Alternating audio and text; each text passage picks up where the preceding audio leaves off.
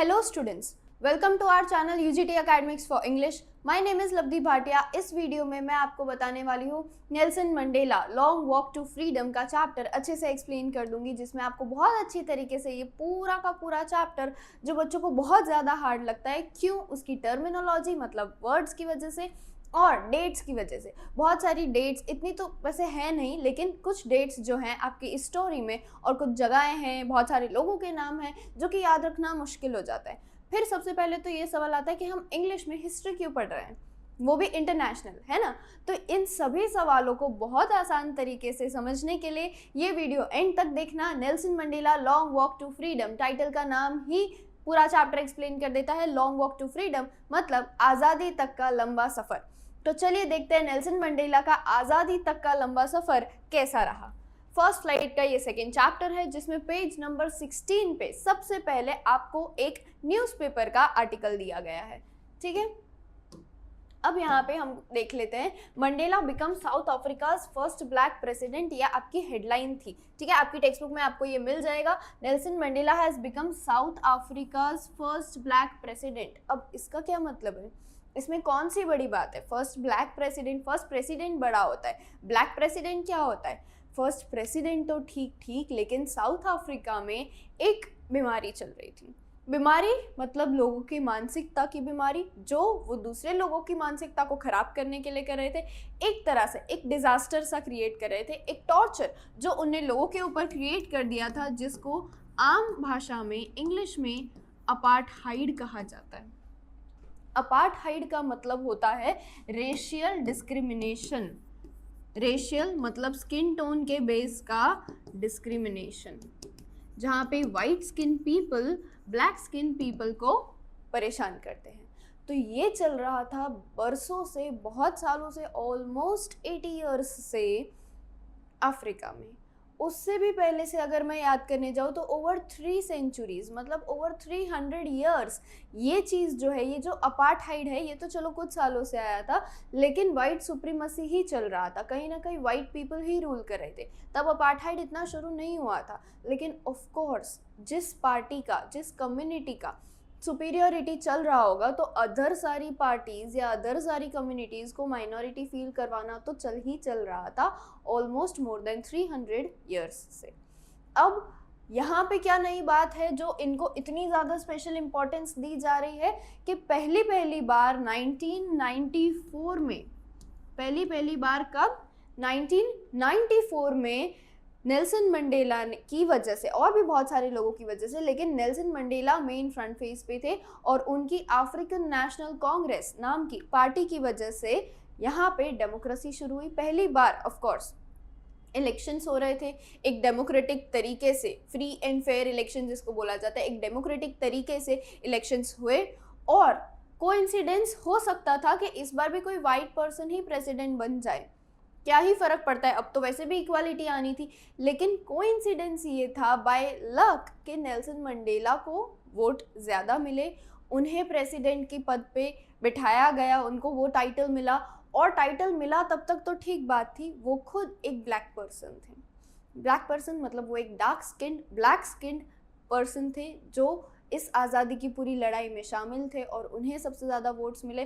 और इसीलिए ये इवेंट इतना ज़्यादा बड़ा था, पूरी दुनिया में इस इवेंट को माना जाता है. मतलब एक बार को अगर ऐसा कहो कि इंडिया में जो ब्रिटिश रूल था या फिर जो हिटलर का रूल था जर्मनी में, उससे भी बड़ा टॉर्चर और उससे भी बड़ा डिस्क्रिमिनेशन अपार्थाइड रहा है साउथ अफ्रीका में, जो कि पूरी दुनिया आज भी याद रखती है. इस बात को ख़त्म हुए ऑलरेडी मोर देन 30 ईयर्स हो चुके हैं, लेकिन फिर भी दुनिया याद रखती है. तो चलिए पढ़ लेते हैं एक बार. मिस्टर मंडेला, अच्छा यहाँ पे लिखा है after more than 3 centuries of white rule. White ruling का 3 सेंचुरीज मतलब ओवर 300 ईयर्स उनका रूलिंग चला. Mister Mandela's African National Congress party, ठीक है, अफ्रीकन नेशनल कांग्रेस की जो पार्टी थी उनकी, won how much, we have to highlight this point, they won 252 out of 400 seats. समझ रहे हो, मतलब एक बार को मेजॉरिटी माइनॉरिटी तो ठीक बात है कि कोई जीता, भाई 400 ही अगर सीट्स हैं उनकी, तो 130 किसी को हुए, किसी के 90 हो गए, तो ऑफकोर्स 130 वाला सबसे ज़्यादा है तो उसे प्राइम मिनिस्टर या फिर प्रेसिडेंट बनाया जाएगा। लेकिन 252 इज़ टू मच, ये बहुत ज़्यादा होता है। 50% से भी ज़्यादा है, 60% से भी ज़्यादा है ना। तो ये जो एक तरफा पूरा चल गया सा वहाँ पे माहौल था, तो उसकी वजह से बहुत बड़ा सेलिब्रेशन बनता है, सीधी बात है।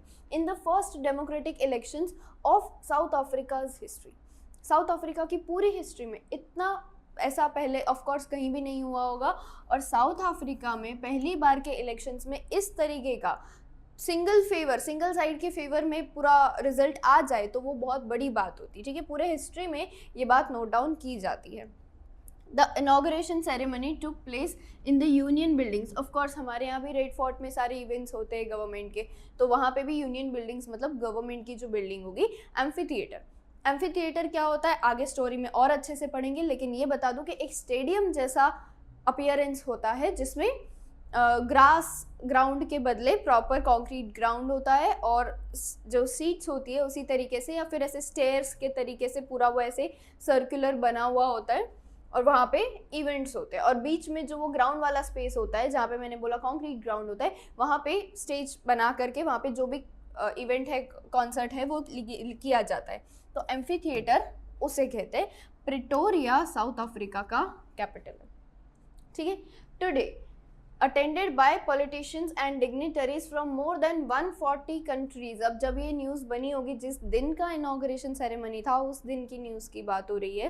The inauguration ceremony took place in the Union buildings amphi theatre in Pretoria today, attended by politicians and dignitaries from more than 140 countries. Total countries आज कितनी हैं उस टाइम का तो पता नहीं, लेकिन आज टोटल 195 कंट्रीज है दुनिया में। यहाँ पे मोर देन 140 कंट्रीज बोला है, मतलब 75% या उससे भी ज़्यादा हुआ, ठीक है। तो इतनी सारी कंट्रीज़ के मिनिस्टर्स, VIPs, बिजनेसमैन, ये सब के सब वहाँ पे अपनी रिस्पेक्ट पे करने आ रहे, तो कुछ तो बात हो गई उस इवेंट में, है ना। Never never never again will this beautiful land, south Africa को बोल रहा है, experience the operation of one by another. Nelson Mandela ने जब स्पीच दी कि मैं अब से प्रेसिडेंट बना हूँ तो मैं ये अच्छा करूँगा, यहाँ ठीक करूँगा, तो वो सारी बातों में उनने बोला कि ये ऑपरेशन, ये दो वर्ड आपको ध्यान में रखने, एक अपार्थाइड और एक ऑपरेशन। ऑपरेशन का मतलब रहता है अनजस्ट ट्रीटमेंट। अनजस्ट ट्रीटमेंट मतलब जस्टिस ना मिलना, उसको क्या बोलेंगे हम आम भाषा में? अन्याय, ठीक है। तो ऑपरेशन आप पूरे चैप्टर में पढ़ेंगे, अभी नोट कर लीजिए। ऑपरेशन का मतलब रहता है अन्याय। तो नेल्सन मंडेला अपनी स्पीच में ये बात बोलते हैं कि इस ब्यूटीफुल लैंड पे, इस साउथ अफ्रीका की लैंड पे ऐसा जब तक मैं प्रेसिडेंसी पे हूँ तब भी, उसके बाद भी कभी भी नहीं होना चाहिए कि ये ऑपरेशन या किसी भी टाइप का ऑपरेशन, किसी भी टाइप का डिस्क्रिमिनेशन वापस से आए। आगे, Jubilant scenes on the streets of Pretoria followed the ceremony. जैसे ही स्पीच खत्म हुई, पूरा इनाग्रेशन सेरेमनी, उन्हें रिस्पेक्ट में वटेवर उनको कुछ भी दिया होगा, हमारे यहाँ जैसे माला पहनाते हैं वैसे वहाँ पे कुछ जो भी इवेंट रहा होगा, उसके बाद प्रिटोरिया की स्ट्रीट्स पे, प्रिटोरिया के पूरे स्काई पे, हर जगह Jubilant scenes, helicopters, air shows, land पे पूरा ट्रूप कैरियर्स का शो, ये सब कुछ हो रहा था, जहाँ पे black, white and coloured almost more than 1 lakh people were celebrating together, जिसमें साउथ अफ्रीका के नेटिव सिटीजन्स भी थे और बाहर के VIPs, वो तो आगे आगे थे। ऑलराइट, ये था पूरा न्यूज़। आगे देखते हैं। स्टोरी स्टार्ट करने से पहले मैच द फॉलोइंग। सबसे पहले हम मैच द फॉलोइंग कर लेते हैं। क्यों मैच करना है हमको? ये है कॉलम A और ये है आपकी बुक में कॉलम B, पेज नंबर 17 पे ये मैच द फॉलोइंग मिलेगा। ये सारी इंग्लिश की कहावतें हैं जो स्टोरी में कहीं ना कहीं आएगी। अब इतनी हैवी है कि हमको उनका मीनिंग तो पता चलेगा नहीं, तो हम क्या करेंगे, हम पहले से उन्हें मार्क कर लेंगे, उनके एक डिक्शनरी मीनिंग्स समझ लेंगे ताकि हमें स्टोरी अंडरस्टैंडिंग में ईजी हो जाए, ठीक है। सबसे पहले कभी भी कोई भी मैच द फॉलोइंग आप सॉल्व कर रहे हैं तो पहले एक कॉलम पढ़िए, फिर दूसरे पे जाना चाहिए। अ rainbow gathering of different colours and Nations. अब जो थीम मैंने बता दिया है आपको चैप्टर का, उसके अनुसार हम क्या समझ रहे हैं, rainbow gathering of different colours, तो कोई ब्लू ग्रीन कलर के तो पीपल होते नहीं है, मतलब white, pink, skin, peach, brown, dark brown, black, सब टाइप के लोग, ठीक है। The seat of white supremacy मतलब बहुत टाइम तक वाइट पीपल का रूलिंग रहा, और सुप्रीमसी मतलब सुपीरियर रहे हो वो, ठीक है। Be overwhelmed with a sense of history, पुरानी बातों को याद करके और दुख फील होना या खुशी फील होना, आंसू आ जाना आंख में, that thing. Resilience that defies the imagination. अब यहाँ पे कुछ अलग आता है जो आपको शायद पता भी नहीं चल रहा होगा। तो resilience that defies the imagination का मतलब रहता है इस तरीके से चुप होकर के किसी का भी टॉर्चर सहन करना और सामने उनकी बात को डिसएग्री भी करना। ऐसा नहीं बस सहन करते जा रहे हैं, हम उनकी बात फॉलो भी नहीं कर रहे हैं और हम अपनी बात रख भी नहीं रहे हैं। समझ रहे हैं कि मतलब हमारी कोई सीक्रेट बात है जो हमें उन्हें नहीं बतानी है, तो चाहे वो टॉर्चर कर ले, ना हम उनके साइड होंगे ना हम अपनी बात डिस्क्लोज करेंगे। अच्छा, उनका कोई रूल है, फॉर एग्जांपल टैक्सेस पे करना है या फिर किसी तरीके से रहने की बात हो रही है कल्चरल वे में, तो हम ना उनकी बात फॉलो कर रहे हैं ना ही हम उन्हें डिसरिगार्ड कर रहे हैं, बस हम अपने तरीके से रह रहे हैं और उनकी बात को फॉलो नहीं करें, चाहे फिर वो हमारी इंसल्ट भी कर रहे हैं, हम वो सब कुछ सह करके उन्हें अनफॉलो कर रहे हैं। अ ग्लिमर ऑफ ह्यूमैनिटी मतलब इंसानियत की कोई भी झलक, अच्छी बुरी किसी भी तरीके की इंसानियत की झलक। अ ट्वी लाइट एग्जिस्टेंस, ट्वी का मतलब होता है दो रोशनियों के बीच में रहना, मतलब सनसेट के टाइम और सनराइज के टाइम, दोनों टाइम ऐसा होता है कि जिस तरफ सन होता है वहाँ पे लाइट रहती है और जिस तरफ मून आने वाला होता है या जाने वाला होता है उस तरफ डार्क रहता है। तो उसके बीच में वो जो ग्रेडियंट बनता है ब्लू और येलो के बीच में या ब्लू और ऑरेंज के बीच में, दैट इज द ट्वीलाइट एग्जिस्टेंस। दो तरफ के बीच में रहना, ना इधर का ना उधर का। चलिए अब कॉलम बी देख लेते हैं। A great ability to remain unchanged by suffering, हमने अभी अभी डिस्कस किया। Where is it? It is over here, 4th number. Fine, हम ऐसे मैच कर लेते हैं नंबर लिख करके ताकि हमारे लिए इजी हो जाए। A half secret life like a life lived in the fading light between sunset and darkness, तो ये भी हमने अभी डिस्कस किया। 6th one, right. ऐसे आप अपनी बुक में मार्क कर लीजिए, मैच करना है वो थोड़ा क्लमजी लगेगा तो बेटर है ऐसे लिख लें। A sign of human feeling, किसी भी तरह का ह्यूमैनिटी का sign, that is glimmer of humanity. 3rd one is 5th। यहाँ पे ये वाले नंबर्स में लिख रही हूँ और साथ साथ में कट भी कर रही हूँ ताकि हमको पता चले कि कहीं कुछ मिस्टेक ना हो रही हो। Then a beautiful coming together of various peoples like the colours in a rainbow, तो रेनबो वर्ड से ही हमें समझ में आ रहा है फर्स्ट वाला इज द करेक्ट ऑप्शन, ठीक है। The centre of racial superiority, again we know कि वाइट सुप्रीमसी जो है यहाँ पे उनकी बात की जा रही है कि वो सुपीरियर है और वो वाइट रेशियल मतलब स्किन टोन के बारे में बात हो रही है। Feel deeply emotional remembering and understanding all the past events, past कहाँ पे आता है? हिस्ट्री में आता है। Being overwhelmed with a past of history, तो ये रहा आपका मैच द फॉलोइंग। एक बार फटाफट से मार्क कर लीजिए ताकि हम आगे स्टोरी कंटिन्यू कर सकें।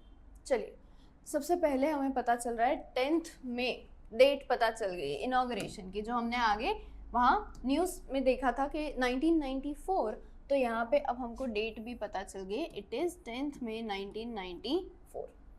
डॉन्ड ब्राइट एंड क्लियर, अब डॉन्ड ब्राइट एंड क्लियर का क्या मतलब होता है? डॉन मतलब सुबह, डॉन का अपोजिट डस्क होता है, this means morning. Fine, 10th में dawned bright and clear. For the past few days I had been besieged, I कौन है यहाँ पे? आई नेल्सन मंडेला है, ठीक है। क्यों? क्योंकि ये उनकी ऑटोबायोग्राफी, उनने रियल में ये पूरा चैप्टर जो आपका है और इससे बहुत एक्सटेंडेड फॉर्म अपनी एक बुक लिखी है लॉन्ग वॉक टू फ्रीडम, उसी का ये एक्सट्रैक्ट है, इसलिए आपके चैप्टर का भी नाम लॉन्ग वॉक टू फ्रीडम है और ये उनकी खुद की लिखी हुई ऑटोबायोग्राफी है। जैसे I had been pleasantly besieged, pleasantly मतलब मुझे बहुत अच्छा लग रहा था, एंड आई वॉज बिसीज्ड मतलब I was surrounded by dignitary, सारे respected people and world leaders who were coming to pay their respect before the inauguration. क्यों लोग ऐसा करते हैं? एक तो ये इतना बड़ा जो इवेंट है, जैसे मैंने आपको बताया कि ये इनॉग्रेशन सेरेमनी इसलिए इतना ग्रैंड था, इसलिए इतना ग्रेट था क्योंकि साउथ अफ्रीका में फर्स्ट टाइम डेमोक्रेसी फॉलो हो रही थी, प्लस एक बहुत क्रूअल सिस्टम अपार्थाइड का वो ख़त्म हो रहा था, और जो फर्स्ट पर्सन प्रेसिडेंट बने थे वो कि जिनको अब तक माइनॉर समझा जाता था वो बन रहे थे, तो ये बहुत बड़ा इवेंट होने वाला था। The inauguration would be the largest gathering ever of international level on south African soil. सारे इंटरनेशनल लीडर्स के बीच में सबसे पहली बार और सबसे लार्जेस्ट गैदरिंग ये होने वाला था। द सेरेमनीज टुक प्लेस, अब ये इतना पैराग्राफ जो है ये इंपॉर्टेंट है आपके लिए। The ceremonies took place in the lovely sandstone से बना हुआ amphitheatre formed by Union buildings in Pretoria capital में ही यूनियन बिल्डिंग्स मतलब गवर्नमेंट का ये एक एम्फीथिएटर है। फॉर डिकेड्स, बहुत सालों तक ये सीट जो रही है ये वाइट सुप्रीमसी की रही है। Had been the seat of white supremacy, हमने देखा यहाँ पे वाइट सुप्रीमसी का क्या मतलब है, the centre of racial superiority. यहाँ पे वाइट सुप्रीमसी का ये मीनिंग आता है। अच्छा, तो मतलब बहुत सालों से यहाँ पे वाइट सुप्रीमसी ही चल रहा था, वाइट पीपल का रूलिंग चल रहा था। But today it was the site of a rainbow gathering of different colours and Nations. Again rainbow gathering of different colours and Nations, fine, all beautiful people coming together and doing something, fine. तो इस तरीके से। अच्छा, आगे बढ़ते हैं। तो आगे बोल रहे हैं and now it was the site of a rainbow gathering of different colours and Nations. क्यों है ये? फॉर द इंस्टॉलेशन मतलब जो ये इनॉग्रेशन सेरेमनी हो रहा है, आज से जो बात लागू पड़ने वाली है, of south Africa's first democratic non racial government. पहली बार डेमोक्रेसी हो रही है और पहली ही बार में नॉन रेशियल गवर्नमेंट मतलब अपार्थाइड भी खत्म हो रहा है और पहली बार में ब्लैक पर्सन को प्रेसिडेंट बनाया गया है। अच्छा, आगे अब बोल रहे हैं on that lovely autumn day. अब यहाँ पे ऑटम डे क्यों बोला जा रहा है और उसमें भी लवली ऑटम डे? ऑटम कब से लवली होने लग गया? ऑटम तो एक फॉल सीजन है, मतलब ड्राई लीव्स, और लीव्स तो होते ही नहीं, मतलब ट्रीज पूरे सूख जाते हैं, एकदम खराब सीजन होता है, एक तरह से पतझड़ का सीजन होता है ऑटम, तो वो लवली कैसे हो सकता है? एक हम ये समझ सकते हैं कि साउदर्न हेमिस्फेयर में क्योंकि अफ्रीका आता है तो साइंटिफिकली वहाँ पे साइकिल पूरा डिफरेंट चलता है, सीजन साइकिल। लेकिन ये मेन रीज़न नहीं है। मेन रीज़न ये है कि ऑटम का मतलब जब पत्ते झड़ते हैं, जब हर तरफ सूखा और सॉरोफुल एटमॉस्फेयर हो जाता है, मतलब क्लाइमेट देख के भी हम हैप्पी नहीं होंगे। अब उस ऑटम डे को हैप्पी या लवली बोल रहे हैं यहाँ पे, मतलब उस दिन ये लोगों को बहुत अच्छा लग रहा है। क्यों अच्छा लग रहा है? क्योंकि ऑटम जैसा एक रूखा सूखा और सॉरोफुल सिस्टम जो चलता आ रहा था उसका आज लास्ट डे है, या उसका कल लास्ट डे खत्म हो चुका है, जैसा हमें हमारी एग्जाम्स वाले लास्ट एग्जाम वाले दिन लगता है, राइट? तो कि अब बस लास्ट एग्जाम है, कल से स्प्रिंग आ रहा है, आज last autumn day. That is one thing यहाँ पे जो बताई जा रही है।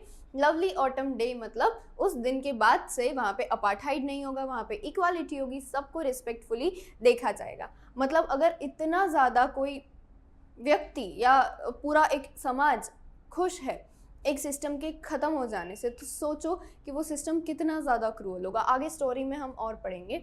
आई was accompanied by my daughter Zenani. I was accompanied by my daughter Zenani, तो उनने अपनी डॉटर का नाम बताया है और यहाँ पे बोल रहे हैं कि मेरी डॉटर मेरे साथ उस दिन थी वहाँ पे एक फैमिली मेम्बर के रूप में। क्यों सिर्फ डॉटर थी ये भी हम आगे पढ़ेंगे। On the podium mister de Clark was first sworn इन। अच्छा, इनके भी नेम्स यहाँ पे आपको दिए हुए हैं, तो क्या हम ऐसा समझ सकते हैं कि उनके साथ उनकी डॉटर आई हुई थी जो कि ऑडियंस में बैठी थी फैमिली रिप्रेजेंट करने के लिए। And podium means stage, podium का मतलब स्टेज होता है, ठीक है? तो वहाँ पे सेंटर में, जैसे मैंने बताया एम्फी थिएटर में सेंटर में वहाँ पे जो स्टेज था वहाँ पे सबसे पहले स्वॉन इन मतलब शपथ लेने के लिए, आई स्वेयर बोलते हैं ना, तो सबसे पहले शपथ लेने के लिए, प्लेज करने के लिए मिस्टर डी क्लार्क आए जो कि सेकेंड डेप्यूटी प्रेसिडेंट की पदवी पे थे। देन थाबू मैकी को फिर सेकेंड चांस दिया गया बोलने के लिए क्योंकि वो फर्स्ट डेप्यूटी प्रेसिडेंट थे। अब क्यों इस तरीके से ये पूरा सिस्टम हो रहा है? अगर हम देखने जाएं तो कोई भी जब भी सेरेमनी होती है, जब प्राइज डिस्ट्रीब्यूशन होता है, तो सबसे पहले ब्रॉन्ज आते हैं, फिर सिल्वर आते हैं, फिर गोल्ड को बुलाया जाता है, करेक्ट? तो सिमिलरली इसी तरीके से यहाँ पे भी सबसे पहले सेकेंड डेप्यूटी प्रेसिडेंट आए, फिर फर्स्ट डेप्यूटी प्रेसिडेंट आए और फिर मेन प्रेसिडेंट नेल्सन मंडेला आए। तो सेकेंड डेप्यूटी प्रेसिडेंट का नाम है मिस्टर डी क्लार्क, वही फर्स्ट डेप्यूटी प्रेसिडेंट का नाम है थाबू मैकी जो बाद में आए, सेकेंड बार जब बुलाया गया तब आए। और मेन प्रेसिडेंट कौन थे? मेन प्रेसिडेंट थे नेल्सन मंडेला, और उनका पूरा नाम आप टेक्स्ट बुक में दिया हुआ है, नेल्सन रोली लाला मंडेला। फटाफट से मार्क कर लीजिए, Nelson Rolihlahla Mandela was the main president. First deputy president Thabo Mbeki थे, जो सेकेंड नंबर पे स्पीच देने आए थे, और सबसे पहले स्पीच देने आए थे second deputy president mister de Klerk. इन सब की फोटोज भी मैं आपको दिखा देती हूँ, एक बार आप मार्क कर लीजिए। Thabo Mbeki, Nelson Mandela and mister de Klerk, ये उनकी उस दिन की फोटोग्राफ्स है जब 10th मई के दिन ये प्लेज ले रहे थे। तीनों साथ में एक ही फ्रेम में दिखाई दे रहे हैं। Fine, okay. आगे बोल रहे हैं, थाबू मैकी was sworn in as first deputy president when it was my turn, and then when it was my turn मतलब जब नेल्सन मंडेला की बारी आई, I pledged to obey and uphold the constitution। मैंने pledge लिया कि मैं कॉन्स्टिट्यूशन को अच्छी तरीके से फॉलो करूंगा। ऑफ कोर्स डेमोक्रेसी यही तो होता है कि कॉन्स्टिट्यूशन बने, और प्रेसिडेंट है, प्राइम मिनिस्टर है, चाहे जो भी है, वो भी ऐसे फ्री नहीं है राजा की तरह कि मैं अपनी मर्जी चलाऊंगा, उन्हें भी कॉन्स्टिट्यूशन फॉलो करना रहता है। And to devote my self to the wellbeing of the republic and its people. ये जो अभी अभी कंट्री रिपब्लिक हुआ है और यहाँ के सारे लोग जो अब इक्वालिटी से रहेंगे, उनके लिए मैं अपना अब से लेकर के सारा वक्त देता हूँ। This is Thabo Mbeki, this is Nelson Mandela, and this is Mr. Clark. Fine, these are the three people. Okay, fine. And this is the Union Buildings of Pretoria. यहाँ पे ये एम्फी थिएटर है पूरा, यहाँ पे जहाँ भी event हुआ होगा।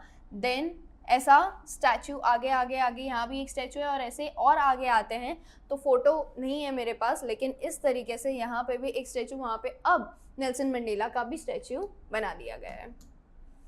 अगर जूम करें हम तो यहाँ पे ये रहा पूरा एम्फी थिएटर हमारा। This is the clear photograph. Fine, so that you can understand it very well. इस तरीके का यहाँ तो चलिए ये गवर्नमेंट बिल्डिंग है इसलिए ऐसा है, बाकी एम्फी थिएटर वर्ड आते ही आपको समझ जाना है कि ऐसे स्टेयर्स होंगी और बीच में स्टेज रहेगा, बिल्कुल जैसे क्रिकेट का स्टेडियम होता है उसी तरीके से, पर आसपास ऐसे स्टेयर्स या फिर सिटिंग अरेंजमेंट में भी पॉसिबल। ऐसा काफ़ी सारी स्कूल्स कॉलेजेस में भी कोई एक छोटा सा एरिया इस तरीके का बनाया होता है, और यहाँ पे पूरा इवेंट होता है। यहाँ से फिर कोई भी जब भी कोई एग्जीबिशन करना हो उन्हें, या जैसे मैंने बताया कि पूरा रैली निकलता है, तो वो सब ये सारे स्ट्रीट्स जो दिख रही है हमको यहाँ पे निकलता है। And this is the whole part.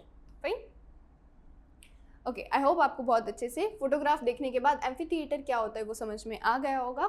चलिए आगे बढ़ते हैं फिर से। अच्छा, अब हम लास्ट पढ़ रहे थे कि नेल्सन मंडेला जो थे वो अपनी स्पीच के बारे में बात कर रहे थे कि when I sworn in, when it was my turn. तो देखिए उनने क्या स्पीच दी है।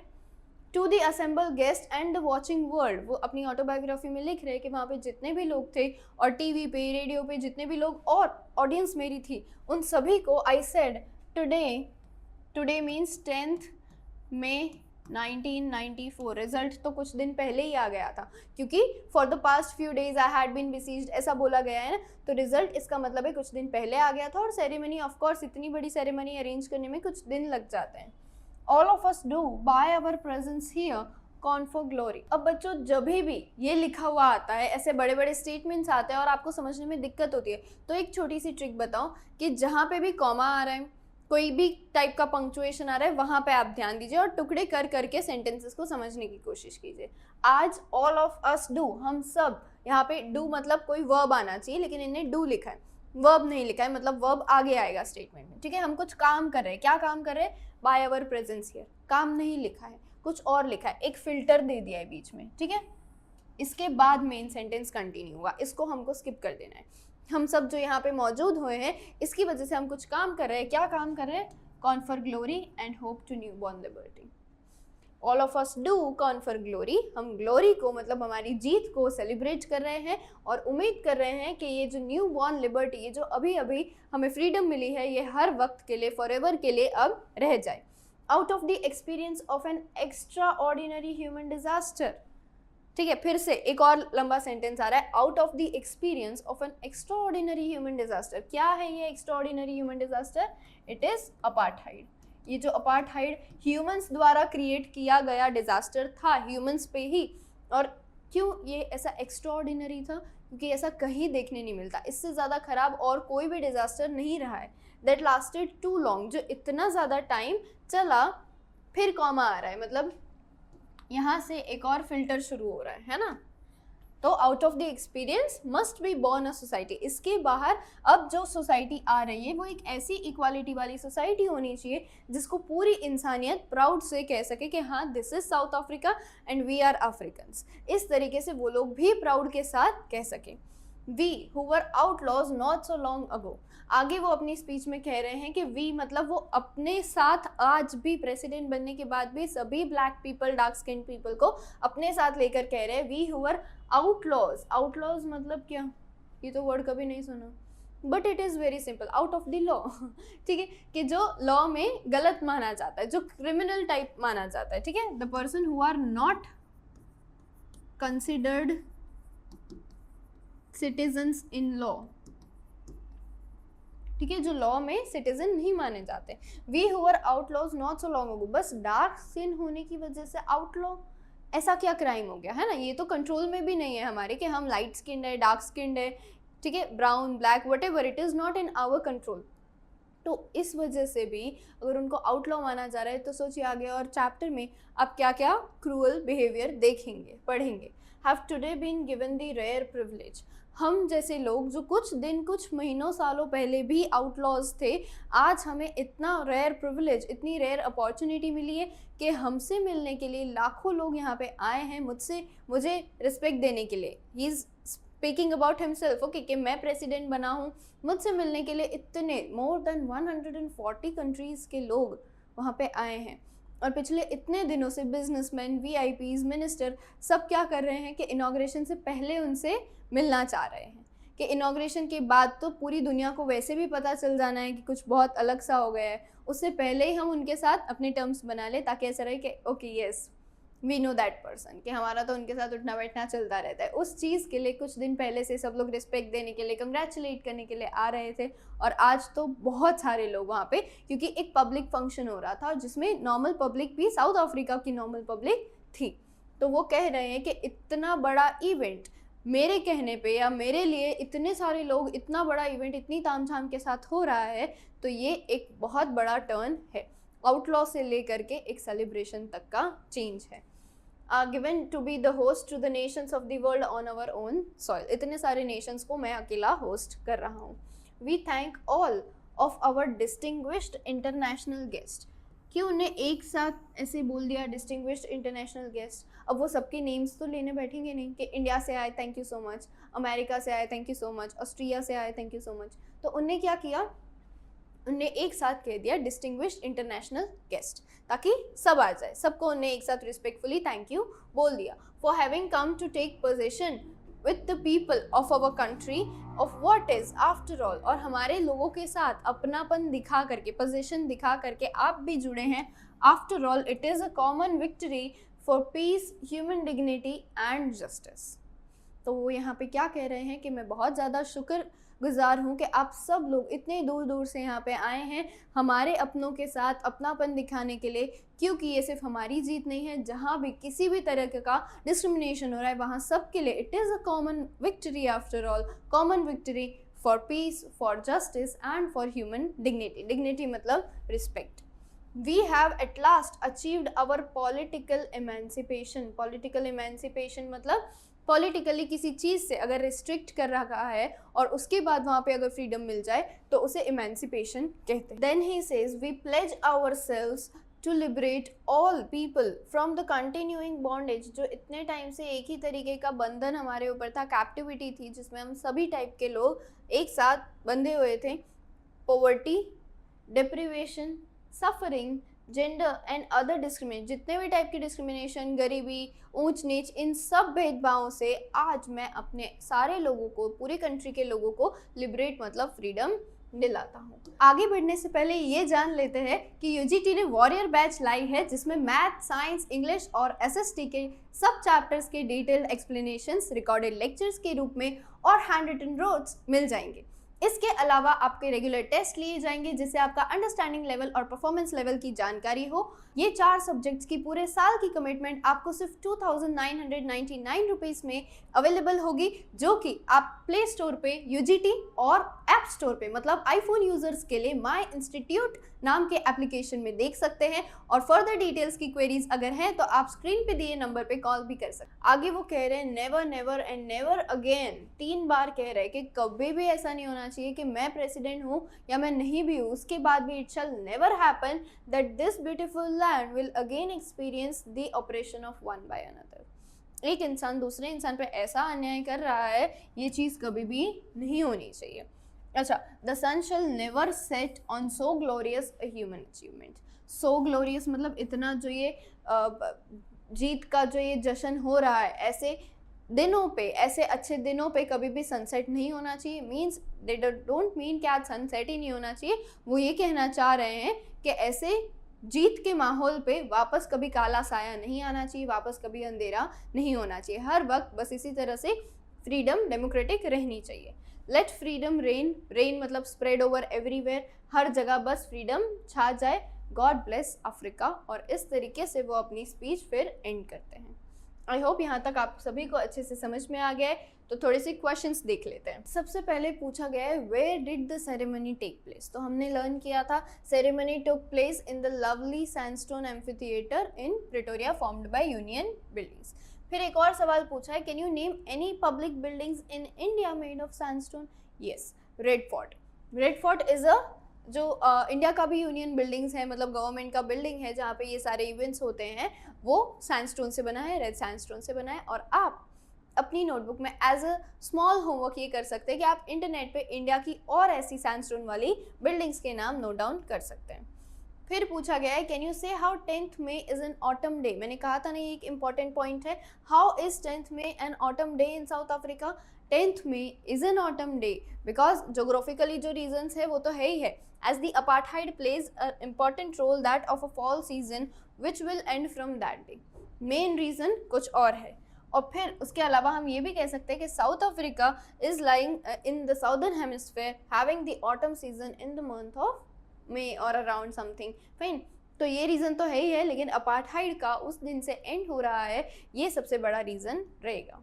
Then we have third is at the beginning of his speech Mandela mentions an extraordinary human disaster। और जब स्पीच खत्म होती है तो वो बोलते हैं glorious human achievement। तो ये दोनों चीज़ों का मतलब क्या है इन दोनों शब्द का, और इन दोनों शब्द को ऐसे क्यों बोला है। स्टार्टिंग में बोल रहा है extraordinary human disaster, बाद में बोल रहे हैं human achievement। तो ये दोनों वर्ड्स का मीनिंग अपार्थाइड से रिलेटेड है। जैसा कि मैंने एक्सप्लेन किया कि एक्स्ट्रा ऑर्डिनरी मतलब कोई ह्यूमन किसी भी ह्यूमन पे इस तरीके का बिहेव नहीं करता है जैसा कि यहाँ के ह्यूमंस ने किया है, आम इंसानों पे ही किया है। And it is a disaster, it is a catastrophic, एक डिज़ास्टर जैसा ही बड़ा इवेंट अपार्थाइड भी पूरा एक सिस्टम था जो कि वाइट्स ने मिल करके डार्क स्किन्ड पीपल पे किया था। और उसके बाद वो ग्लोरियस ह्यूमन अचीवमेंट बोल रहे हैं कि ऐसे ह्यूमन डिज़ास्टर वाले सिस्टम पे भी ह्यूमंस ही भारी पड़ते हैं, ह्यूमंस ही इसका रिजल्ट लाते हैं।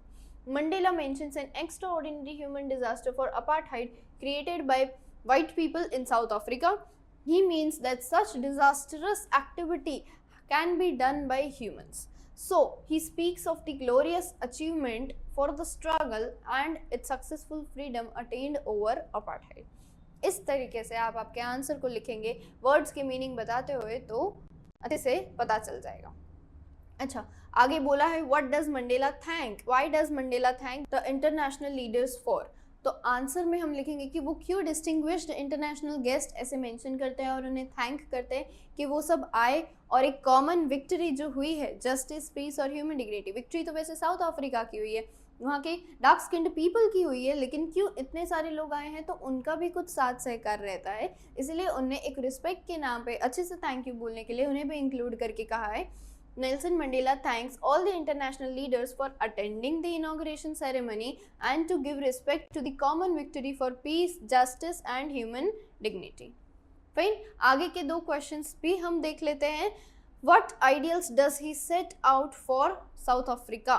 तो आगे वो लास्ट में ये हमको सवाल पूछा गया है कि क्या आइडियल्स वो सेट करते हैं कि अब से साउथ अफ्रीका पे क्या होना चाहिए, क्या नहीं होना चाहिए। कोई रूल बुक बनाई उनने अपनी स्पीच में, जो आपकी बुक में लिखी है, तो वो ये है, he sets out that the apartheid or any such discrimination shall never set out on so glorious human achievement of South Africa, कि इतना अच्छे से जो सब जीत गए हैं, सब सेटल हो गया है अब फ्रीडम का, तो अब वापस से कुछ भी नहीं आना चाहिए। सो हम ये लिखेंगे that he sets out that the apartheid or any such discrimination shall never come back again।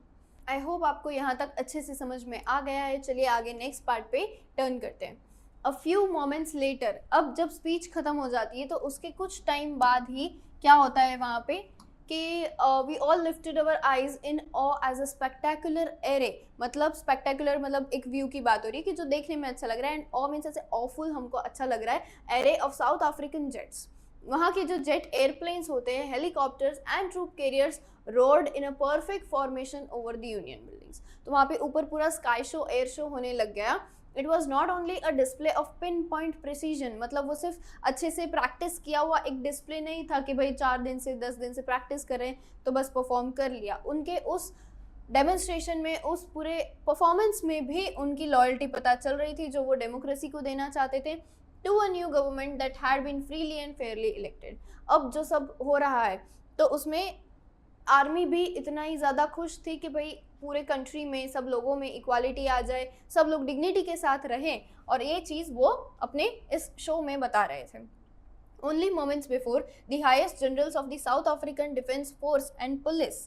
अब यहाँ पे क्या हो रहा है, एक और बड़ा सेंटेंस आ रहा है कि कुछ ही मिनटों पहले, ये एयर शो के कुछ ही मिनटों पहले साउथ अफ्रीकन डिफेंस फोर्स के लोगों ने क्या किया, उन लोगों ने और पुलिस ने, जिनकी चेस्ट पे हर वक्त बेडेक मतलब डेकोरेटेड, जिनकी चेस्ट रिबन्स और मेडल से भरी हुई थी, यहाँ पे यूनिफॉर्म पे सब मेडल्स लगाते हैं ना, तो उससे भरी हुई थी, वो लोग फ्रॉम डेज गॉन बाय, मतलब उनको जो मेडल्स मिले थे वो उनके प्रीवियस अचीवमेंट्स की वजह से मिले थे, सल्यूटेड मी।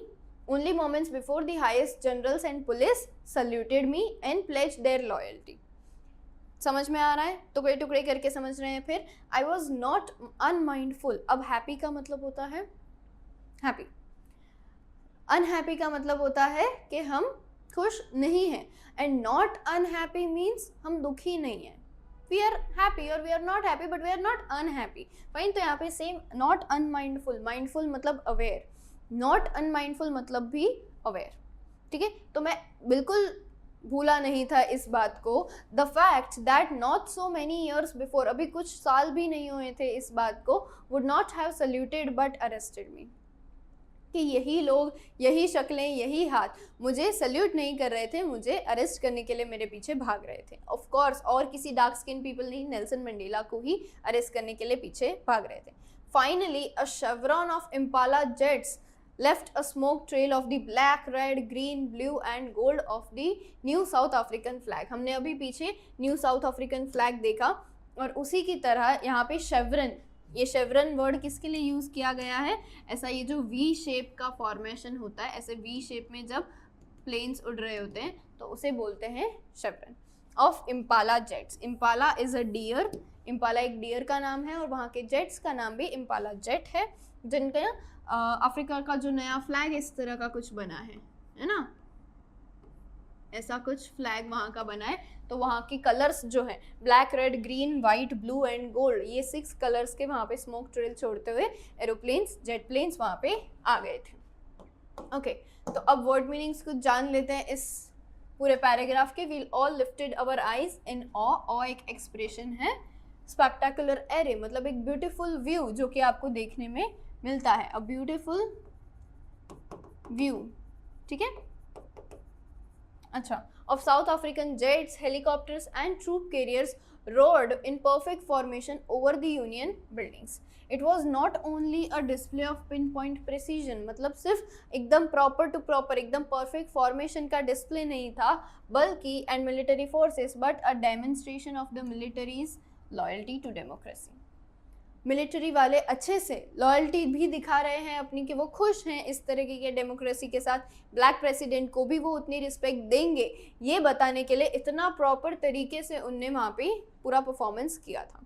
साउथ अफ्रीकन डिफेंस फोर्स और पुलिस, जिनकी chest were decorated decorated, fine, with medals from days gone by, saluted me and pledged their loyalty. बस. Then unmindful मतलब aware, I was aware,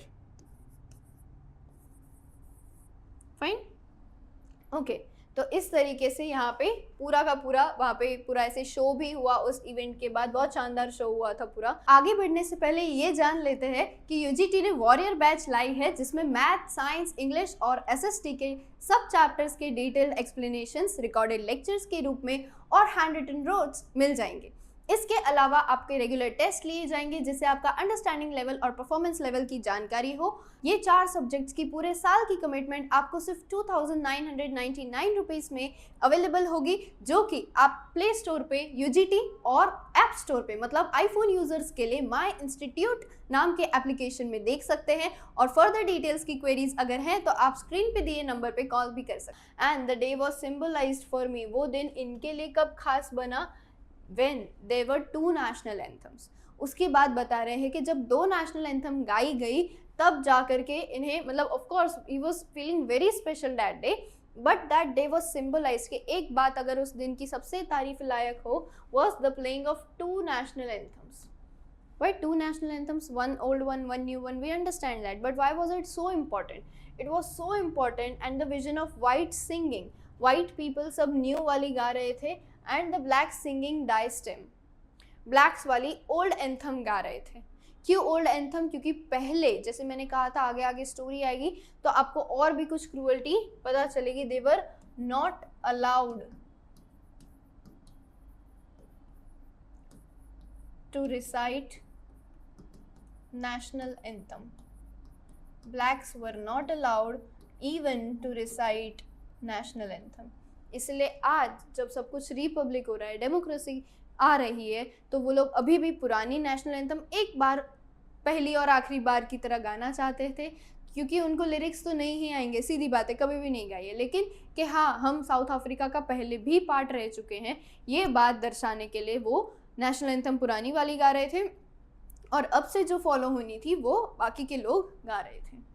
Although that day neither group, ना whites ना blacks, नवी वाली के तो वैसे भी किसी को लिरिक्स नहीं आते थे और पुरानी वाली black गा रहे थे तो उन्हें वैसे नहीं आते थे. Neither group knew the lyrics of the anthem they once despised, they would soon know, but फिर भी उनको आगे जा कर के words by heart learn हो जाएंगे. On the day of the inauguration, I was overwhelmed with a sense of history. Why? क्यों ऐसा? क्या हिस्ट्री में ऐसा क्या हो गया था? नेल्सन मंडेला की पर्सनल हिस्ट्री में ऐसा क्या हो गया था कि उनको ओवरवेल्म्ड फीलिंग आने लग गई? अब बता रहे हैं in the first decade of 20th century. 20th century होती है आपकी 1900 से शुरू, ठीक है, 1900s वाली जो पूरी होती है 2000 तक मतलब 1999 तक की वो होती है 20th सेंचुरी. अब उसका बोल रहे हैं फर्स्ट डिकेड मतलब यहाँ से यहाँ तक का, ठीक है. इस दौरान क्या हुआ था?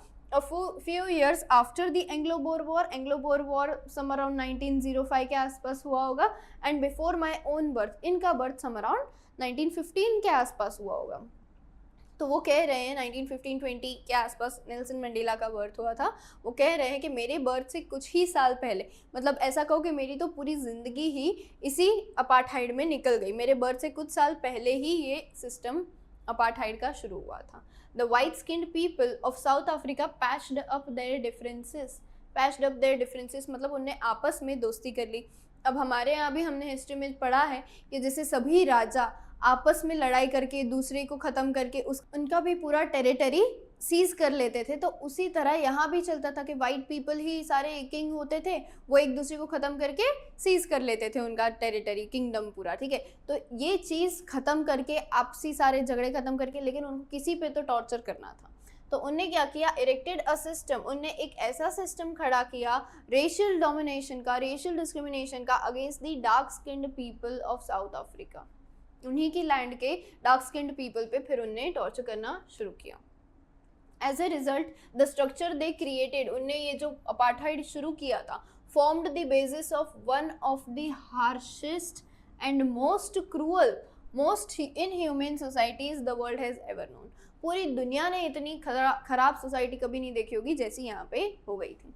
Now in the last decade, अब जब 1990 से ये वाला डिकेड शुरू हो चुका है, ठीक है, 2000 वाला, ये जो 10 इयर्स का लास्ट डिकेड आ चुका है, and my own 8th decade of a man, मैं खुद कितने साल का हूँ वो कह रहे हैं इतने, some around 8th decade as a man, क्योंकि 80 इयर्स पे तो 8th डिकेड खत्म हो जाती है, तो मेरे इतने साल हो गए, ऑलमोस्ट 75 और more he was when he became the president, that system had been overturned forever, और अब जा करके ये पूरा अपार्थाइड का सिस्टम खत्म हुआ है। मैं खुद 75 इयर्स, मतलब ऑलमोस्ट 80-85 इयर्स तो अपार्थाइड चला, और 75 इयर्स के आसपास या उससे ज़्यादा वो खुद थे, मतलब उनके बर्थ के कुछ ही साल पहले शुरू हुआ था और उन्हीं की वजह से ख़त्म हुआ है, और वो भी उनकी किस उम्र पे जा करके ख़त्म हुआ है, ये बड़ी बात है।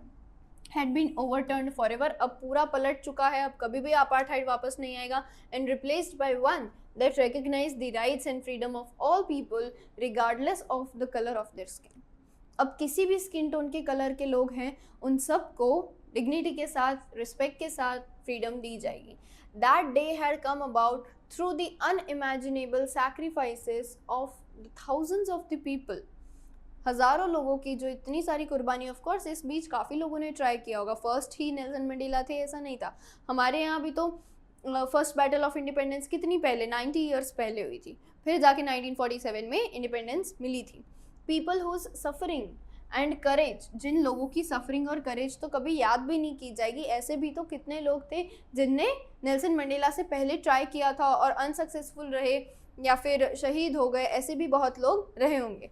आई felt that day as I have on so many other days, मुझे उस दिन ये फील हुआ जो मुझे और भी बहुत सारे दिनों पे फील हुआ था, that I was simply the sum of all those African patriots। patriots मतलब मैं उन सभी लोगों का बस एक प्लस हूँ, सम टोटल हूँ, who had gone before me, जिनने मेरे लिए ये स्टेप्स बना दिए जो चढ़ करके मैं आज प्रेसिडेंट बना हूँ। और प्रेसिडेंट बनना तो चलो एक अलग बात हो जाती है, उनको मेन हैप्पीनेस इस चीज़ की थी, सेटिस्फैक्शन इस चीज़ का था कि अपार्थाइड ख़त्म हो गया।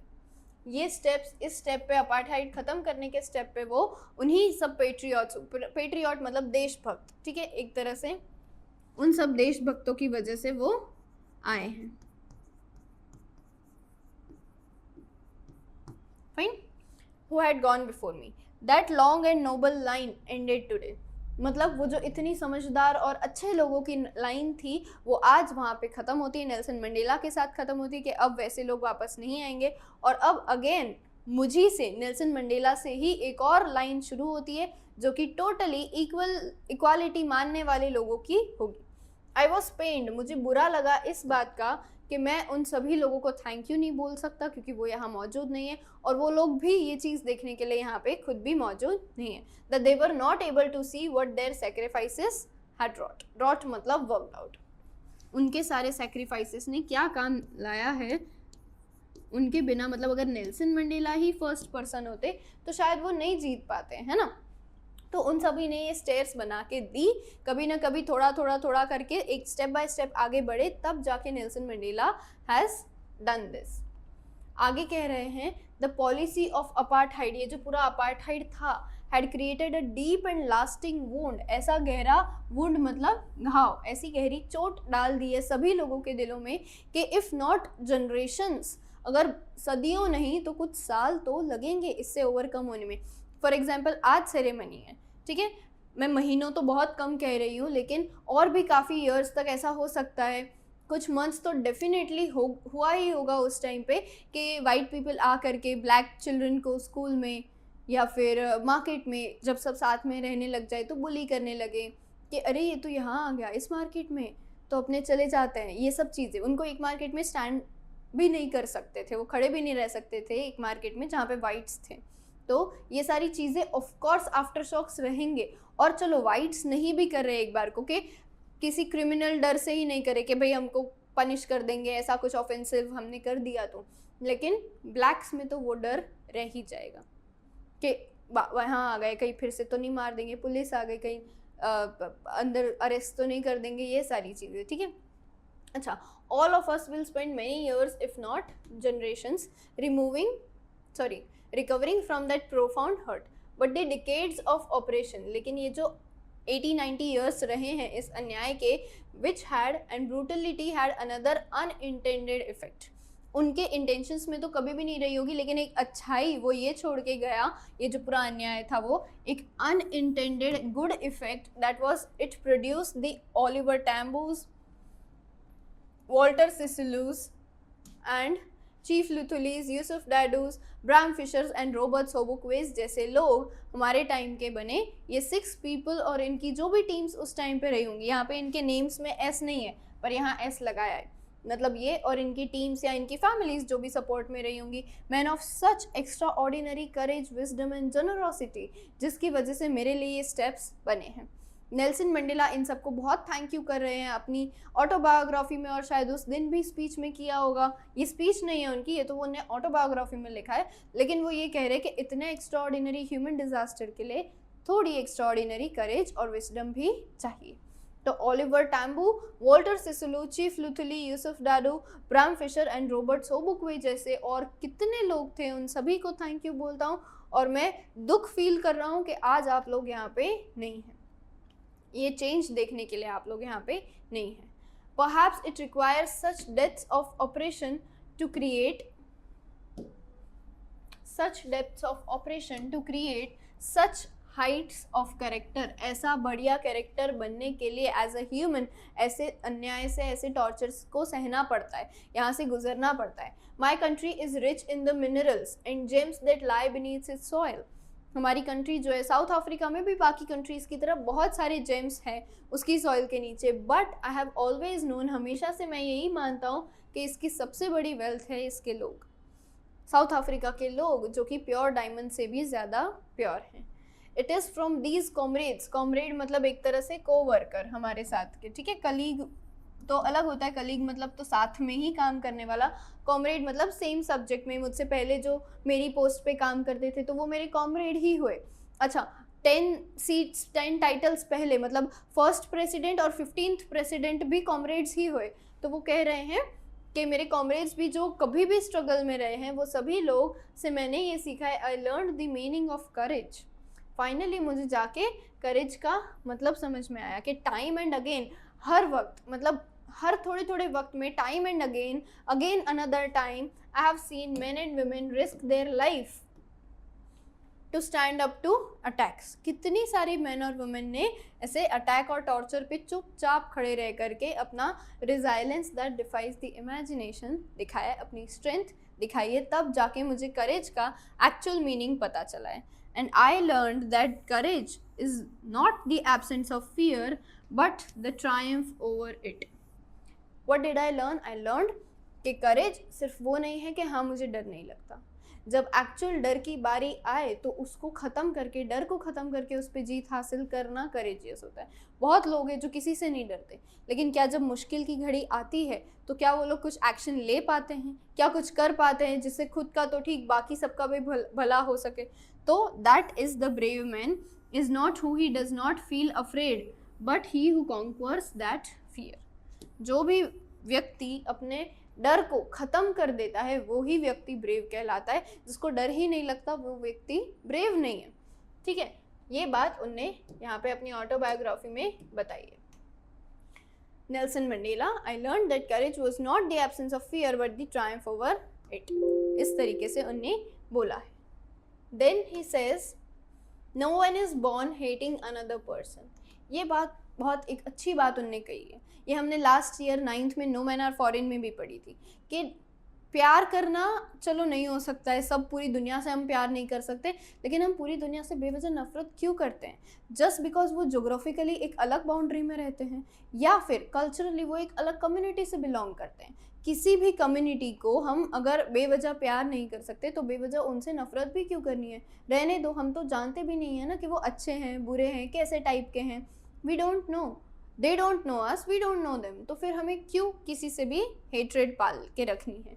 तो यहाँ पे वो ये कह रहे हैं कि किसी के भी बैकग्राउंड, रिलीजन या कलर ऑफ स्किन से हम पैदा होते ही नफरत करने लग जाए, हमको तब थोड़ी पता होता है, हमें सिखाया जाता है, हमारे सराउंडिंग्स में ये चीज़ सिखाई जाती है और हमें इस चीज़ का अपोज करना चाहिए।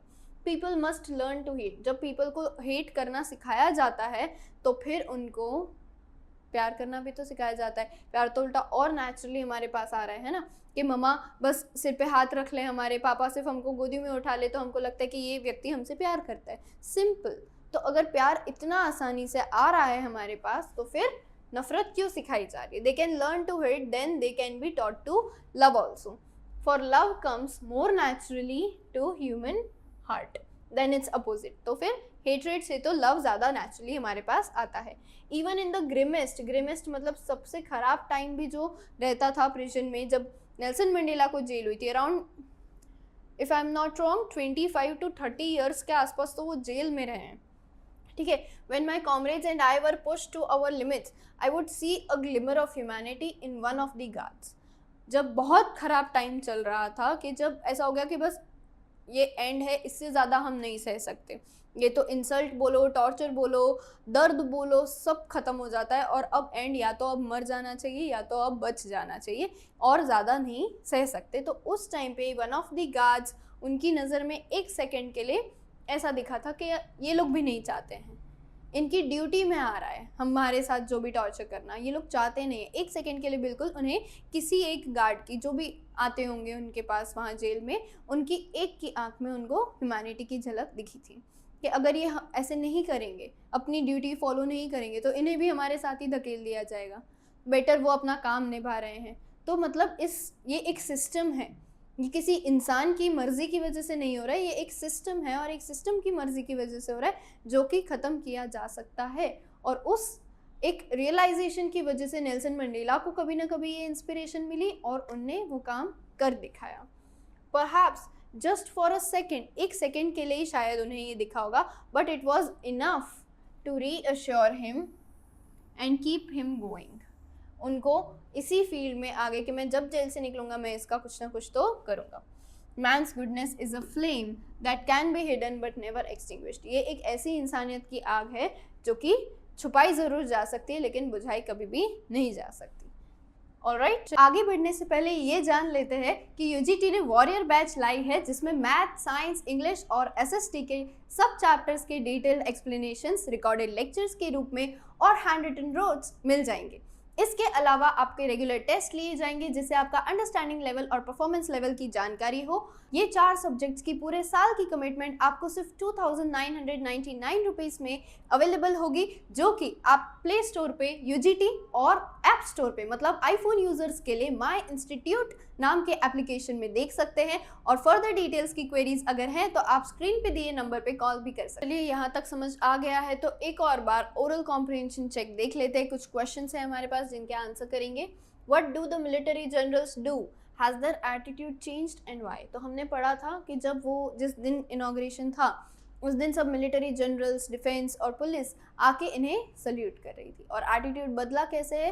तो फर्स्ट डिकेड में जब ये सब शुरू हुआ था, और उसके भी बाद काफ़ी बाद, मतलब जब नेल्सन मंडेला इन सब चीज़ों में जुड़े होंगे, स्ट्रगल में जुड़े होंगे, तो उन्हें अरेस्ट करने के लिए भाग रहे थे, और अब जा करके उन्हीं हाथों ने इन्हें सल्यूट किया था। हम लिखेंगे the military general saluted Nelson Mandela and pledged their loyalty to a new non racial democracy. Their attitude has changed from cruelty to dignity. They would have arrested them before due to the system of apartheid. 2 national anthem क्यों गाई गई थी? तो हम जानते हैं कि white people ने न्यू वाली गाई थी, नकोसी सिकेलेल ई अफ्रीका, और ब्लैक को पहले नहीं गाने दिया जाता था डाइस्टेम, जो पुराना वाला एंथम था। इसीलिए the Nkosi Sikelel' iAfrika and Die Stem were सung to symbolize equality, unity and dignity of people of all races in South Africa. South Africa के सभी स्किन रेस, मतलब स्किन टोन को साथ में गाने मिलेगा अब से, ये चीज़ सिंबलाइज करने के लिए। How does Mandela describe the system of government in his country in the first decade and in the last decade of 20th century? पहली डिकेड में क्या हुआ था? एंग्लो बोर वॉर खत्म हुआ था। नेल्सन मंडेला के बर्थ से पहले की बात है कि जब सारे वाइट पीपल ने अपने आपसी झगड़े सुलटा करके, ख़त्म करके, और फिर उन्हें अपार्थाइड शुरू किया था। तो we will write after the Anglo-Boer war the white superiors patched up their own differences and gave rise to a new racial dominance of whites over blacks as apartheid. And then last decade में क्या हुआ था? In the final decade it showed that the apartheid and the white supremacy dominance since decades and centuries has been overturned forever, वो पूरा system ही पलट गया, अब सब लोग अच्छे से रहेंगे, ठीक है। A new democracy for justice, peace and human dignity has reigned। और नेक्स्ट क्वेश्चन है what does courage mean to Mandela. तो हम लिखेंगे मंडेला बोलते थे कि करेज मतलब ऐसा नहीं कि बस डर ना हो, डर को खत्म करने की हिम्मत और साहस जो रखेगा, दैट इज अ करेजियस और brave person. Fine. And then last question is which does he think is natural, to love और टू हेट। तो ये आंसर आप खुद अपने ओन वर्ड्स में भी लिख सकते हैं, that love comes more naturally to a human heart. और अगर नफरत सिखाई जा सकती है तो प्यार तो अपने आप सीखा जाता है, तो उसी को प्रमोट करना चाहिए। चलिए आगे स्टोरी में लास्ट हमारा टॉपिक है ये, ठीक है। लास्ट सबसे एक पार्ट आ रहा है स्टोरी का जिसमें नेल्सन मंडेला अपनी फीलिंग्स, पूरे में ही वो वही बता रहे, लेकिन उनका जो स्ट्रगल रहा है उसका एक छोटा सा ग्लिम्स उनने दिया है। In life every man has twin obligations, हर आदमी की लाइफ में उसे 2 रिस्पॉन्सिबिलिटीज़ पूरी करने का मन रहता है।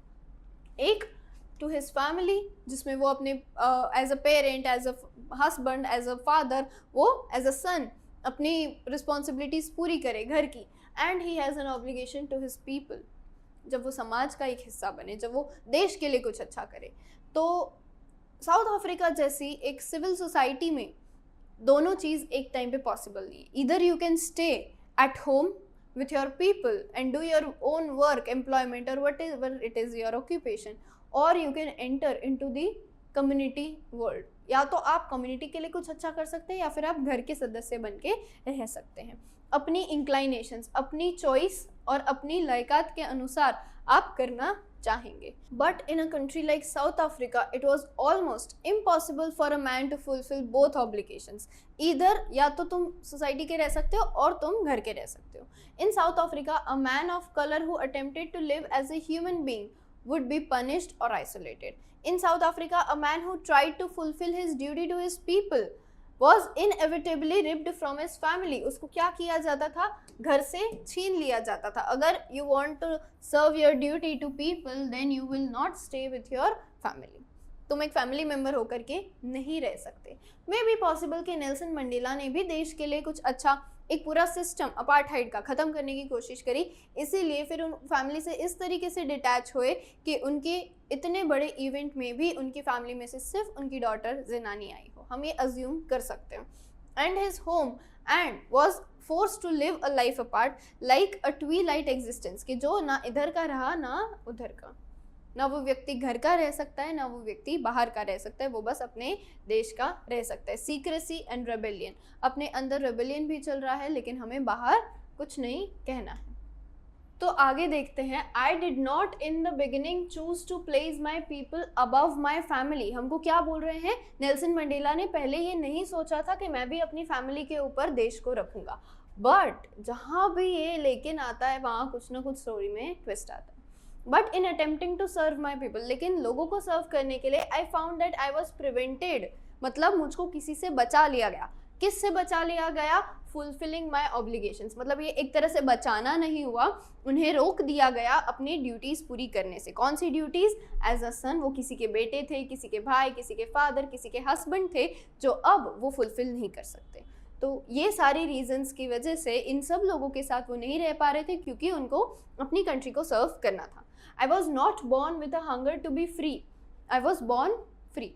मैं पैदा हुआ तब से ऐसा नहीं था फ्रीडम चाहिए, अपार्थाइड खत्म करना है, ये तो पता ही कहाँ था। जब पैदा हुआ थोड़ा बच्चों जैसी उम्र में था, I was free only, free in every possible way that I could know, हर तरीके से फ्री था, कोई कुछ रोक टोक ही नहीं रहा था।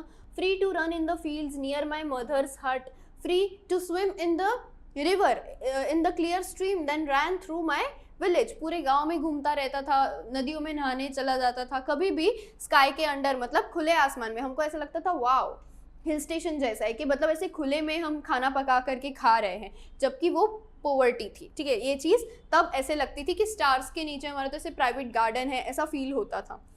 And ride the broad backs of slow moving bulls, और स्लो मूविंग बुल्स के राइड पे, मतलब धीरे धीरे जो बुलक कार्ट चलती थी तो उनके ऊपर हम हर वक्त राइड करते रहते थे। As long as I obeyed my father, Nelson Mandela कह रहे हैं कि जब तक मैंने मेरे फादर की बात मानी and abided by the customs of my tribe, और मेरे जैसे लोगों को जिस तरीके के रूल्स में रहना रहता था, I was not troubled by the laws of man और गॉड। तब तक ना मुझे इंसान तकलीफ देते थे, ना भगवान, ना धर्म, ना स्किन टोन, कुछ भी मुझे तब तक तकलीफ नहीं देता था जब तक मैं मेरे फादर की गाइडेंस में और अपने ट्राइब के रूल्स फॉलो करने में रहता था। It was only when I began to learn that my boyhood freedom was an illusion, तब जाके मुझे पता चला कि मेरा बचपन पूरा एक भ्रम था, ये सब तो है ही नहीं, मैं फ्री हूँ ही नहीं, मेरी फ्रीडम तो बचपन से छीनी हुई है। कब पता चला? जब when I discovered as a young man that my freedom had already been taken, कब से मेरी फ्रीडम मेरी थी ही नहीं, तब जाके I began to hunger for it. At first, सबसे पहले तो जब मैं स्टूडेंट था तो मुझे ये था सिर्फ अपने लिए फ्रीडम चाहिए, जहाँ जाना है जा सकूँ, जिस टाइम घूमना है घूम सकूँ, of being able to stay out at night, read what I please, जो पढ़ना है पढ़ सकूँ और जहाँ जाना है जा सकूँ। लेटर, लेकिन बाद में, as a young man in Johannesburg, I yearn for the basic and honourable freedoms. Basic transitory freedoms जो होते हैं उसके लिए भी यर्न, मतलब एक ऐसे डिज़ायर हो ना कि हमें मिल जाए, of achieving my potential, of earning my keep, of marrying and having a family. मेरा भी मन करता था, नेल्सन मंडेला सेज, कि शादी करूँ, बच्चे हो, ठीक है, everything. The freedom not to be obstructed in a lawful life, कि जिससे चाहे शादी करूँ, ऐसे कोई रोक टोक ना हो कि अपनी ट्राइब में ही रहना है, ठीक है। तो ये सारी चीज़ें उनसे छीन ली गई थी, वो ये सब रूल्स नहीं फॉलो कर पा रहे थे, उन्हें मन नहीं था रूल्स फॉलो करने का, और रूल्स फॉलो नहीं करते थे तो उनके साथ अपार्थाइड का टॉर्चर किया जाता था। Further, but then I slowly saw that not only I was free. बचपन में लगता था सिर्फ अपने लिए फ्रीडम चाहिए, अपने फ्री रहो, जहाँ घूमना है घूमो बस। लेकिन जब बड़ा हुआ पता चला my brothers and sisters were not free. जो भी मेरे जैसे बर्थ के, मेरे जैसे दिखने वाले लोग हैं, वो सब के सब फ्री नहीं है। I saw that it was not just my freedom that was curtailed, curtailed मतलब जो छीनी गई थी, but the freedom of everyone who looked like I did. हर कोई व्यक्ति जो मेरे जैसा दिखता था, वो सब ही लोग ऐसे बिना फ्रीडम के थे। That is when I join the African National Congress, तब मैंने ज्वाइन करी, एंड दैट इज़ व्हेन मेरी हंगर मेरे पूरे समाज की हंगर बनी, और मैंने सोचा कि अब सबको लेकर ही एक ही साथ फ्रीडम लूँगा। It was this desire for the freedom of my people to live their lives with dignity and self respect. Respect के साथ जीने की मेरे दिमाग में एक ऐसी बात आ गई कि बस सबको फ्रीडम दिला के ही रहना है। दैट ट्रांसफॉर्म्ड, जिससे मैं एक फ्राइटेंड यंग मैन था, वो एक बोल्ड इंसान बन गया, एक लॉ अबाइडिंग एटर्निटी जो कि क्रिमिनल जैसी हरकतें करने लग गए, and a family loving husband, जो फैमिली लविंग हस्बैंड था वो एक बेघर वैगेबॉन्ड जैसा हो गया, a man without a home बन गया। That forced a life loving man, जो जिंदगी पसंद से जीता था, अपने को जैसे चाहिए वैसे जीता था, that person become a monk, एक सन्यासी जैसी जिंदगी हो गई। इसी तरीके से वो कह रहे हैं, I am no more virtuous और सेल्फ सेक्रीफाइसिंग, मेरा भी उतना ही बड़ा कष्ट है जितना मेरे साथ के लोगों का है। The next man, any black man, but I found that I could not even enjoy the poor and limited freedoms. लेकिन मुझे नेशनल कांग्रेस में ज्वाइन होने के बाद जो लिमिटेड फ्रीडम मिलने लग गई, वो भी मैं एंजॉय नहीं कर सकता, बिकॉज मुझे पता था कि कोई तो मेरा भाई या बहन है, वो अभी भी फ्रीडम नहीं है, फ्री नहीं है। And I knew my people were not free. Freedom is individual, freedom बढ़ नहीं सकती कि चलो इसको फ्री कर देते हैं, तुम सब बंधे रहो, तुम सबको फ्री कर देते हैं, इसको रोक के रखते हैं, ये चीज़ नहीं हो सकती। The chains on any one of my people were the chains on all of them, and the chains on all of my people were the chains on me. तो मुझे सबको फ्री करना था। आई न्यू, सबसे important part, last part आपकी story का आ रहा है कि मुझे पता था ऑपरेसर भी उतना ही लिबरेटेड होना चाहिए जितना कि ऑपरेस्ड, मतलब जो अन्याय कर रहा है वो भी उतना ही बंधा हुआ है जितना कि ऑपरेस होने वाला पर्सन, जिस पे अन्याय हो रहा है वो पर्सन। देखो, अब मैं आपको यहाँ पे लेक्चर में बांध के रख रही हूँ, मैं आपको यहाँ पे टेस्ट लेकर के बांध के रख रही हूँ, तो मुझे ये तो देखना पड़ेगा कि मेरे जाने के बाद 1 आवर 2 आवर 3 आवर्स आप टेस्ट दे रहे हो कि नहीं दे रहे हो। उसके लिए तो मुझे खुद को या किसी और को बांध के रखना पड़ेगा जो टेस्ट नहीं दे रहा है, जिसके ड्यूटी में नहीं आता है। लेकिन एक अन्याय करने वाला या किसी भी टाइप का, चलो अन्याय नहीं होता है एग्जाम देना, लेकिन किसी भी तरीके का कोई अगर किसी और से काम करवा रहा है, प्रेशर क्रिएट कर रहा है, तो उस व्यक्ति को भी खुद वहाँ पे होना होगा।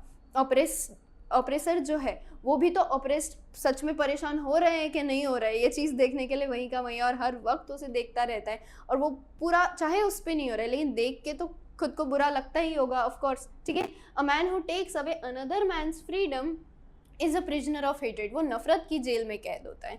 ही is locked behind the bars of prejudice and narrow mindedness, छोटी सोच के अंदर वो दब जाता है।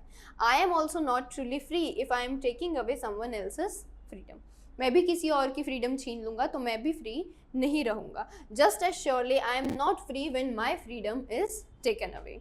The oppressor and the oppressed are like robbed of their humanity, दोनों की ही ह्यूमैनिटी उनसे छीन ली जाती है।